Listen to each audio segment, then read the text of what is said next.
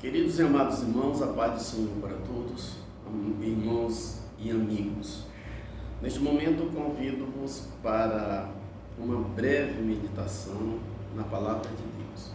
E para isso tomamos como base a lição bíblica da Escola Dominical de número 12, que tem como assunto a conduta do crente em relação à família. E o textuário diz: por isso deixará o homem seu pai, sua mãe, e se unirá à sua mulher, e ambos serão uma só carne. Efésios capítulo 5, e versículo 31.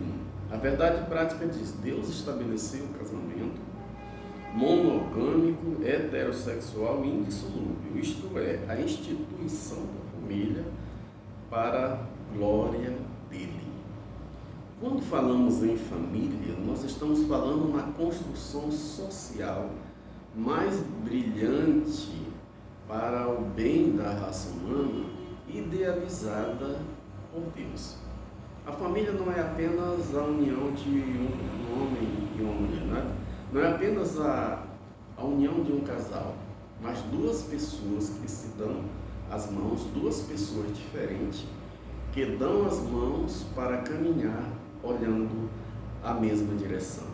É um contrato de compromisso, de fidelidade, de amor, de perdão, de respeito, de doação, para viverem no mundo, nesse mundo, como cidadãos dos céus, ensinando valores de geração em geração, construindo pessoas que serão úteis ao reino de Deus e à sociedade na qual estejam inseridos. Bem, nós vivemos num mundo pós-moderno e, como tal, a sociedade atual tem passado por tremendas transformações. No capítulo 12 de Daniel, no versículo 4, quando ele falava sobre os acontecimentos que viriam ao mundo no futuro, se aproximasse dos tempos, ele disse que a ciência se multiplicará. Um documentário da Discovery, um estudo feito sobre isso, mostrou que até o ano 1900 o conhecimento dobrou a cada 100 anos. De 1900 a 1945, o conhecimento dobrou a cada 25 anos. De 1945 a 2018, o conhecimento dobrou a cada 13 meses. Ou seja, como vaticinou o profeta, isso vem se multiplicando e a tendência é que ele venha dobrando num espaço de tempo mais curto. Isso trouxe muita coisa boa, muitas melhorias na área, em todos os campos da vida, na área médica, toda a área do conhecimento. As distâncias se apequenaram e os relacionamentos mudaram também, porque isso influenciou o relacionamento. Mas, de um lado, o ser humano tem se tornado também bastante individualista, passou a se relativizar aquilo que deve ser absoluto e se absolutizar aquilo que deve ser relativizado. Assim vem se gerando tanta informação que às vezes as pessoas não sabem o que fazer com essas informações. Há uma enxurrada de informações por todos os lados. O conhecimento ficou mais fácil o acesso a ele, mas muitas vezes as pessoas não sabem o que fazer com ele. Isso vem causando muita influência no mundo, nos relacionamentos e principalmente na família cristã. Valores foram alterados, a configuração da família passou a mudar e isso vem gerando comportamentos contrários àquilo que a palavra de Deus vem ensinando. Por isso, nessa era pós-moderna, precisamos de ver os valores da palavra de Deus. A Bíblia, ela não é um livro que apresente um conjunto de regras, mas ela ensina valores para a vida, valores imutáveis, valores universais que darão norte à condução da família nessa terra. Jesus começou a ensinar no Sermão do Monte, no capítulo 5 de Mateus em diante. Ele mostra todos os valores indispensáveis à vida humana, os quais devem ser observados, que eles servirão, eles guiarão a vida como a bússola orienta o navegante, como a lâmpada que guia o peregrino. Esses valores são imutáveis e é com ele que nós precisamos viver e aprender a internalizar em nossa vida. Portanto, vamos ao texto da lição de hoje, que o tema é a conduta do crente em relação à família. Essa lição tem 3 objetivos. É uma lição que resume todo o tema em 3 objetivos. O primeiro é uma reflexão sobre a conduta do marido, a conduta de acordo com a Bíblia, do ponto de vista da palavra de Deus, como o marido deve se comportar, como deve agir, como ela prescreve para a vida desse marido. Em segundo lugar, ou segundo objetivo, ela traz uma demonstração da mulher cristã, de acordo com a palavra de Deus, do ponto de vista da palavra de Deus. E em terceiro lugar, a lição orienta a conduta dos pais e os filhos no ambiente familiar, no ambiente da família. Então ela abrange, resumidamente, esses 3 tópicos que nós humildemente falaremos aqui. Primeiro tópico, a conduta do crente com o marido, a conduta desse esposo. Ele apresenta o item 1, papel do marido como líder da família, o amor como elemento primordial e os cuidados do marido com a esposa. Bem, o papel do marido como líder, a Bíblia coloca como o líder da instituição família, o líder desse grupo social. Diz o texto, na Bíblia a ordem de autoridade é observada do seguinte modo: Deus é o cabeça de Cristo, Cristo o cabeça do homem e o homem é a cabeça da mulher. A relação dentro do lar é explicada na frase, o marido é o cabeça da mulher, como Cristo é a cabeça da igreja. Aqui ela retrata muito bem, de forma mais profunda, quando diz que essa relação entre o marido e a mulher, a Bíblia coloca como ele líder do lar, mas coloca a mulher para ser amada como Cristo amou a igreja. O pensamento feminista neomarxista diz que isso é uma opressão, coloca o homem como um opressor, mas a Bíblia não revela assim. Ela, ao contrário dessa falácia, a Escritura mostra como o modelo cristão deve ser fundado no amor. Bem, se nós maridos não agimos com este amor, nós estamos devendo ou estamos em falta, tanto com a palavra de Deus, como também com a família na qual fazemos parte.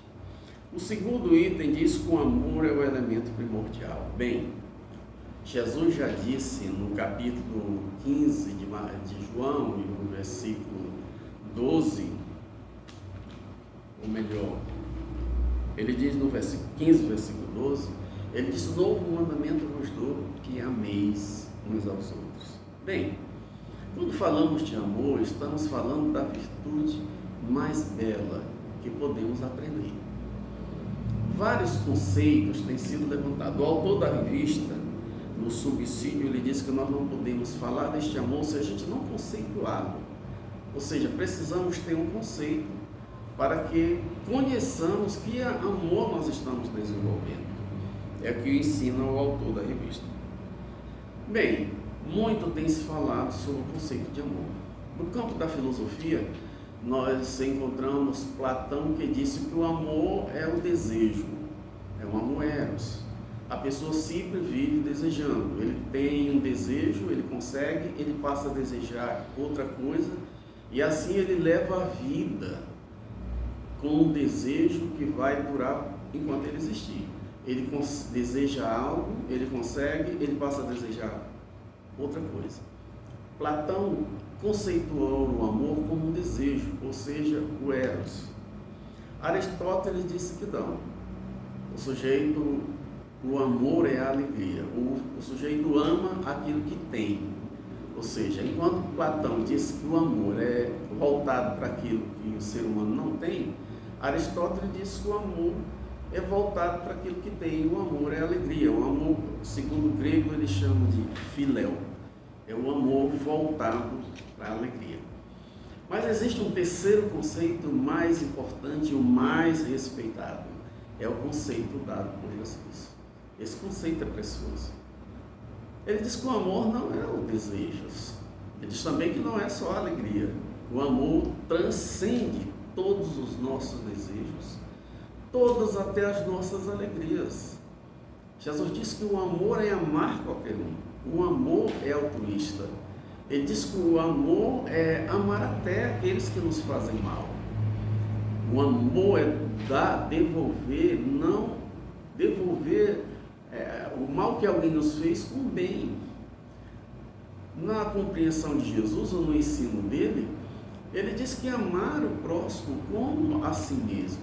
Primeiro, construir um amor próprio para amar alguém. No ensino, no conceito de Jesus, o amor é isso, é amor a quem pode não merecer, ou a quem não merece. Aonde o amante se alegra com a felicidade do amado. Aonde a pessoa que ama celebra todo o bem na vida do amado. Onde a pessoa que ama se preocupa e zela pelo amado. Onde a visão do amante, do que ama, é o bem daquele que é amado. O amor de Jesus é impressionante, é o amor altruísta. E ele recomendou que a base de toda a nossa vida tem que partir deste amor. Este é o conceito mais belo, é o conceito bíblico. E Paulo explicou muito bem na carta aos Coríntios, quando ele disse que o amor, ele não busca seu próprio interesse. O amor não se alegra com a injustiça. Então, o conceito mais belo de amor é o amor que chamaram de amor ágape. Este amor altruísta, esse amor incondicional.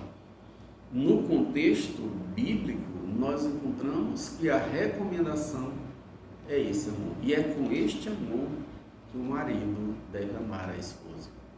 É com este amor que ele deve tratá-la. Agora, uma pergunta a todos os maridos. Você já ouviu a sua esposa dizer que sente esse amor em você?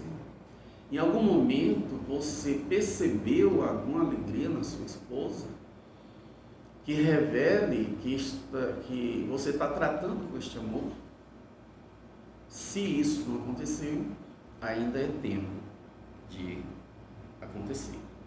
Assim, a base dessa relação marido-esposa, ele como líder e ela como comparada à igreja, ele é a cabeça e ela o corpo, como Cristo amor à igreja, estamos dizendo que ele deve ser exercido neste amor. Em terceiro lugar, diz que dentro deste amor vai existir uma coisa que é o cuidado, no item 3, que é o cuidado do marido à esposa. Olha, quem ama, cuida. O amor descrito por Jesus é um amor que cuida, o amor que zela, o amor que se preocupa, o amor que é afetuoso, o amor que carrega em si compromissos, que carrega afetividade, que carrega doação em si. O amor que é conceituado do ponto de vista da palavra de Deus é este amor que deve ser cuidado ao marido, onde esse marido quer ver o bem da esposa. Mas uma pergunta se pode fazer: a sua esposa tem sentido isso? Você sente que ela é feliz porque se sente amada? Você vê que o amor gera saúde? Como é o comportamento dela? Ou ela é alguém decepcionada?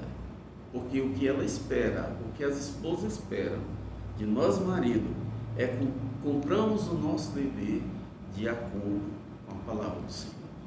Não basta só frequentar uma igreja, ser membro do ministério ou cumprir as regras. Basta viver esses valores. O segundo ponto, ele fala da conduta da esposa crente, da mulher crente, no ponto de vista da palavra de Deus. Como falamos, o marido, a Bíblia o apresenta como líder, e a mulher como alguém que harmonicamente se submete às diretrizes na condução da família. Veja bem, esse ensinamento da palavra de Deus não põe a mulher como menor. No contexto familiar, no conjunto familiar, não existe um menor e um maior. Existe uma organização que tem que ser feita em amor. Diz assim: as Escrituras ensinam a sujeição de uns para com os outros. Nessa expectativa, alguns exemplos de submissão são apresentados: das esposas ao marido, dos filhos aos seus pais, dos servos aos seus senhores. No caso das esposas, a submissão deve ser como a igreja é sujeita a Cristo. Portanto, aqui não se trata de uma sujeição irracional ou simplesmente de domínio, mas voluntária e de grata aceitação, de amor e cuidado do marido. Por isso, não há nada depreciativo nessa conduta, mas retrata o nível de relacionamento entre Cristo e a sua amada igreja. Muito bem. A igreja do Senhor, ela foi convidada a obedecer, ela é chamada, e o Senhor trata muito bem. Jesus é um exemplo de comportamento e de relacionamento para todas as nossas relações humanas que podemos exercer. Então precisamos aprender com ele. Como ele agiu com a igreja, é a maneira que nós agimos com a nossa esposa. Ou seja, a submissão, ela é construída. A submissão, ela não é imposta. Uma pessoa tem facilidade de obedecer quando ela tem consciência do que ela está obedecendo. Quando ela tem consciência que o que está sendo posto é para o seu bem, ou para o bem de todos. Nenhuma obediência cega faz bem. A obediência que faz bem é aquela que existe confiança e existe respeito. Ninguém pode sugerir uma obediência por impor, por imposição, por ditaduras, por alguém se achar o líder e todo mundo tem que obedecer. Não, o líder deve construir a confiança para que seja esposa, seja filhos, harmoniosamente possa seguir as diretrizes ensinadas pela palavra de Deus, para que haja todo o comportamento e essa família possa crescer, tendo como base a vivência do esposo e da esposa para o bem daquela família. Em terceiro ponto da lição, resumindo, a conduta do crente e em relação ao filho, como filho, né? A responsabilidade dos pais com relação aos filhos. Todos os pais têm uma grande responsabilidade aí, e a Bíblia apresenta as formas de vida, podemos dizer assim, os valores que eles devem ser vividos para que os filhos sejam educados. Agora, a educação, a verdadeira educação, não é apenas ensinada. A verdadeira educação, ela precisa ser vivida. Os filhos precisam sentir nos pais tudo aquilo que eles ensinam. Os pais precisam viver aquilo que eles ensinam. A obediência aqui, como o texto diz, que os pais devem ensinar os filhos a ser obedientes na doutrina, na demonstração do Senhor, como o texto diz, significa a orientação ou treinamento para o desenvolvimento do caráter. Ou seja, desenvolver um caráter não pode ser feito apenas no sermão. Desenvolver um caráter é uma vida toda. O caráter se vai desenvolvendo desde muito cedo. E a mulher, ela é parte do milagre da vida, como ela ajuda muito a desenvolver o caráter. Então, a obediência que a palavra de Deus diz que os filhos devem ser ensinados a obedecer, Não é uma obediência imposta porque foi conferida uma autoridade aos pais, mas uma obediência que seja construída com consciência e as pessoas saibam por que estão obedecendo. Há pessoas que se sentem muito bem por alguém lhe obedecer, e elas fazem questão de ser obedecidas, e às vezes essa obediência é imposta ou através de ameaças. Existem pessoas que ameaçam para que as pessoas obedeçam por medo. As pessoas que obedecem por medo, elas podem até obedecer enquanto o medo existir. No dia que passar o medo, elas se tornam desobedientes.